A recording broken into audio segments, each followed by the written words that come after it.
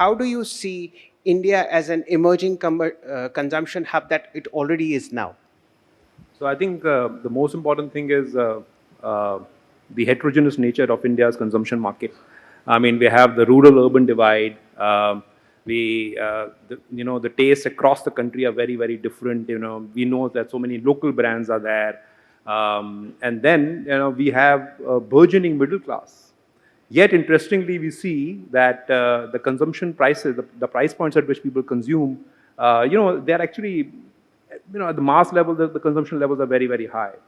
And because of the demographics that we see at this point in time, we also see that the young population at times do not necessarily want to just buy products. They actually want to, get into the experience side of things, right? They want to experience. So we have almost coined a term, consumption as a service, so I think India is a very, very heterogeneous market. And I think depending on who, because the consumption space is so wide, depending on what you are, whether you are on the staple side or you are on the product side and so on and so forth, I think there are multiple ways in which you could actually look at conversing with a customer. I think there are two things which actually stand out, as far as,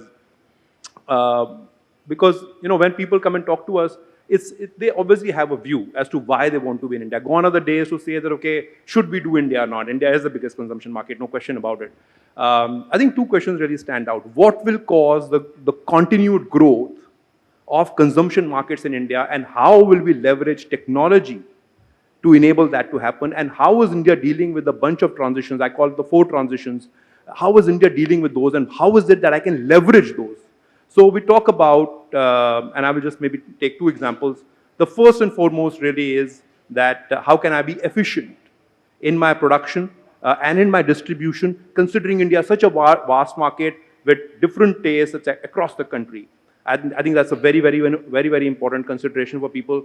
And the second one, which stands out really, is that how do I leverage technology?